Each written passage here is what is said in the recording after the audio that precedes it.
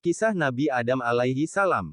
Setelah Allah Subhanahu wa Ta'ala menciptakan bumi dengan gunung-gunungnya, laut-lautannya, dan tumbuh-tumbuhannya, menciptakan langit dengan mataharinya, bulan dan bintang-bintangnya yang bergemerlapan, menciptakan malaikat-malaikatnya ialah sejenis makhluk halus yang diciptakan untuk beribadah menjadi perantara antara Zat yang Maha Kuasa dengan hamba-hamba terutama para rasul dan nabinya. Maka tibalah kehendak Allah Subhanahu wa Ta'ala untuk menciptakan sejenis makhluk lain yang akan menghuni dan mengisi bumi, memeliharanya, menikmati tumbuh-tumbuhannya, mengelola kekayaan yang terpendam di dalamnya dan berkembang biak turun-temurun waris-mewarisi sepanjang masa yang telah ditakdirkan baginya.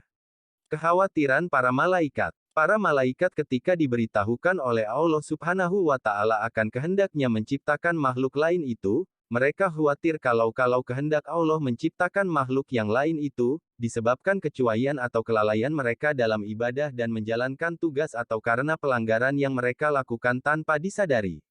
Berkata mereka kepada Allah Subhanahu wa Ta'ala, "Wahai Tuhan kami, buat apa Tuhan menciptakan makhluk lain selain kami, padahal kami selalu bertasbih, bertahmid, melakukan ibadah dan mengagungkan nama-Mu tanpa henti-hentinya, sedang makhluk yang Tuhan akan ciptakan dan turunkan ke bumi itu, nescaya akan bertengkar satu dengan lain, akan saling bunuh-membunuh, berebutan menguasai kekayaan alam yang terlihat di atasnya dan terpendam di dalamnya, sehingga akan terjadilah kerusakan dan kehancuran di atas bumi yang Tuhan ciptakan itu." Allah berfirman, menghilangkan kekhawatiran para malaikat itu.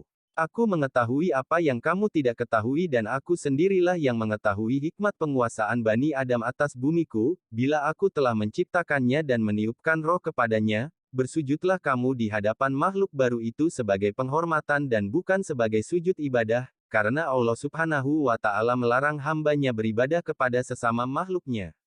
Kemudian diciptakanlah Adam oleh Allah Subhanahu wa Ta'ala dari segumpal tanah liat, kering dan lumpur hitam yang berbentuk. Setelah disempurnakan bentuknya, ditiupkanlah roh ciptaan Tuhan ke dalamnya dan berdirilah ia tegak menjadi manusia yang sempurna.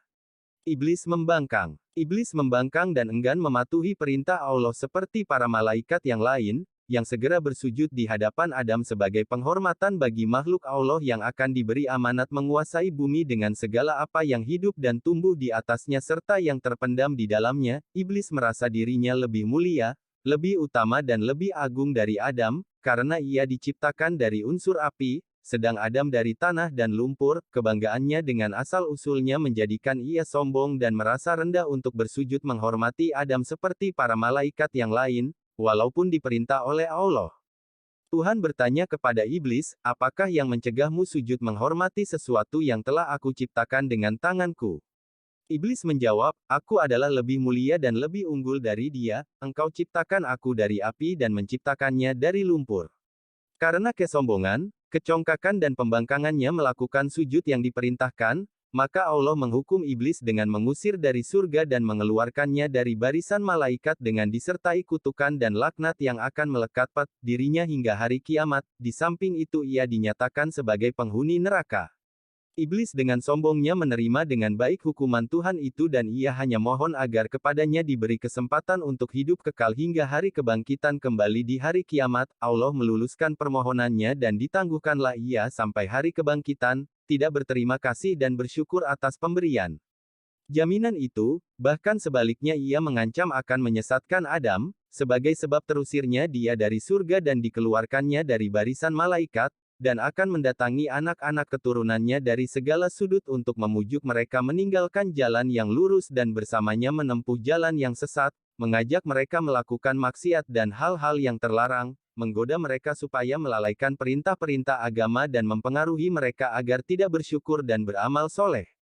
Kemudian Allah berfirman kepada iblis yang terkutuk itu, "Pergilah engkau bersama pengikut-pengikutmu yang semuanya akan menjadi isi neraka jahanam dan bahan bakar neraka, engkau tidak akan berdaya menyesatkan hamba-hambaku yang telah beriman kepadaku dengan sepenuh hatinya dan memiliki akidah yang mantap yang tidak akan tergoyah oleh rayuanmu walaupun engkau menggunakan segala kepandaianmu menghasut dan memfitnah." Pengetahuan Adam tentang nama-nama benda. Allah hendak menghilangkan anggapan rendah para malaikat terhadap Adam dan meyakinkan mereka akan kebenaran hikmatnya menunjuk Adam sebagai penguasa bumi, maka diajarkanlah kepada Adam nama-nama benda yang berada di alam semesta, kemudian diperagakanlah benda-benda itu di depan para malaikat seraya, "Cobalah sebutkan bagiku nama benda-benda itu, jika kamu benar merasa lebih mengetahui dan lebih mengerti dari Adam." Para malaikat tidak berdaya memenuhi tentangan Allah untuk menyebut nama-nama benda yang berada di depan mereka. Mereka mengakui ketidaksanggupan mereka dengan berkata, "Maha Agung Engkau.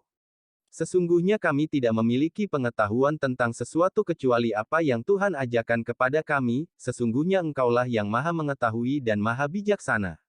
Adam lalu diperintahkan oleh Allah untuk memberitahukan nama-nama itu kepada para malaikat dan setelah diberitahukan oleh Adam, berfirmanlah Allah kepada mereka, "Bukankah aku telah katakan padamu bahwa aku mengetahui rahasia langit dan bumi dan mengetahui apa yang kamu lahirkan dan apa yang kamu sembunyikan?"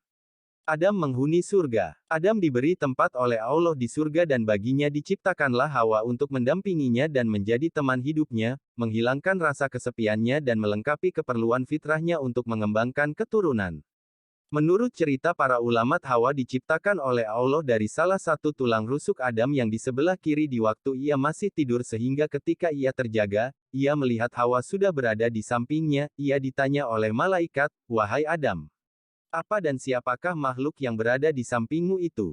Berkatalah Adam, "Seorang perempuan. Sesuai dengan fitrah yang telah diilhamkan oleh Allah kepadanya." "Siapa namanya?" tanya malaikat lagi. "Hawa," jawab Adam. "Untuk apa Tuhan menciptakan makhluk ini?" tanya malaikat lagi.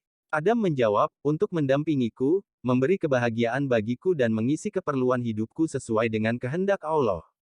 Allah berpesan kepada Adam, "Tinggallah engkau bersama istrimu di surga, rasakanlah kenikmatan yang berlimpah-limpah di dalamnya, rasailah dan makanlah buah-buahan yang lazat yang terdapat di dalamnya sepuas hatimu dan sekehendak nafsumu, kamu tidak akan mengalami atau merasa lapar, dahaga ataupun letih selama kamu berada di dalamnya, akan tetapi aku ingatkan janganlah makan buah dari pohon ini yang akan menyebabkan kamu celaka dan termasuk orang-orang yang zalim, ketahuilah bahwa iblis itu adalah musuhmu dan musuh istrimu, ia akan berusaha membujuk kamu dan menyeret kamu keluar dari surga sehingga hilanglah kebahagiaan yang kamu sedang nikmat ini."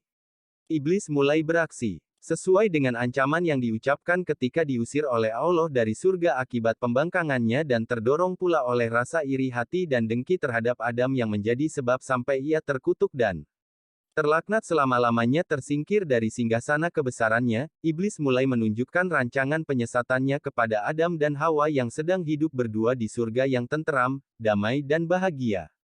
Ia menyatakan kepada mereka bahwa ia adalah kawan mereka dan ingin memberi nasihat dan petunjuk untuk kebaikan dan mengekalkan kebahagiaan mereka. Segala cara dan kata-kata halus digunakan oleh iblis untuk mendapatkan kepercayaan Adam dan Hawa bahwa ia betul-betul jujur dalam nasihat dan petunjuknya kepada mereka. Ia membisikkan kepada mereka bahwa larangan Tuhan kepada mereka memakan buah-buah yang ditunjuk itu adalah karena dengan memakan buah itu mereka akan menjelma menjadi malaikat dan akan hidup kekal. Diulang-ulangilah bujukannya dengan menunjukkan akan harumnya bau pohon yang dilarang, indah bentuk buahnya dan lazat rasanya, sehingga pada akhirnya termakanlah bujukan yang halus itu oleh Adam dan Hawa dan dilanggarlah larangan Tuhan. Allah mencela perbuatan mereka itu dan berfirman yang bermaksud, "Tidakkah aku mencegah kamu mendekati pohon itu dan memakan dari buahnya dan tidakkah aku telah ingatkan kamu bahwa Saitan itu adalah musuhmu yang nyata?" Adam dan Hawa mendengar firman Allah itu sadarlah ia bahwa mereka telah terlanggar perintah Allah dan bahwa mereka telah melakukan suatu kesalahan dan dosa besar, seraya menyesal berkatalah mereka, "Wahai Tuhan kami, kami telah menganiaya diri kami sendiri dan telah melanggar perintah-Mu karena terkena bujukan iblis, ampunilah dosa kami karena nescaya kami akan tergolong orang-orang yang rugi bila Engkau tidak mengampuni dan mengasihi kami." Adam dan Hawa diturunkan ke bumi. Allah telah menerima taubat Adam dan Hawa serta mengampuni perbuatan pelanggaran yang mereka telah lakukan, hal mana telah melegakan dada mereka dan menghilangkan rasa sedih akibat kelalaian peringatan Tuhan tentang iblis sehingga terjerumus menjadi mangsa bujukan dan rayuannya yang manis namun beracun itu. Adam dan Hawa merasa tenteram kembali setelah menerima pengampunan Allah dan selanjutnya akan menjaga jangan sampai tertipu lagi oleh iblis dan akan berusaha agar pelanggaran yang telah dilakukan dan menimbulkan murka dan teguran Tuhan itu menjadi pengajaran bagi mereka berdua untuk lebih berhati-hati menghadapi tipu daya dan bujukan iblis yang terlaknat itu. harapan untuk tinggal terus di surga yang telah pudar karena perbuatan pelanggaran perintah Allah, hidup kembali dalam hati dan pikiran Adam dan Hawa yang merasa kenikmatan dan kebahagiaan hidup mereka di surga tidak akan terganggu oleh sesuatu dan bahwa reda Allah serta rahmatnya akan tetap melimpah di atas mereka untuk selama-lamanya, akan tetapi Allah telah menentukan dalam takdirnya apa yang tidak terlintas dalam hati dan tidak terfikirkan oleh mereka. Allah Subhanahu wa Ta'ala yang telah menentukan dalam takdirnya bahwa bumi yang penuh dengan kekayaan untuk dikelolanya, akan dikuasai kepada manusia keturunan Adam memerintahkan Adam dan Hawa turun ke bumi sebagai benih pertama dari hamba-hambanya yang bernama manusia itu, berfirmanlah Allah kepada mereka, turunlah kamu ke bumi sebagian daripada kamu menjadi musuh bagi sebagian yang lain kamu dapat tinggal tetap dan hidup di sana sampai waktu yang telah ditentukan.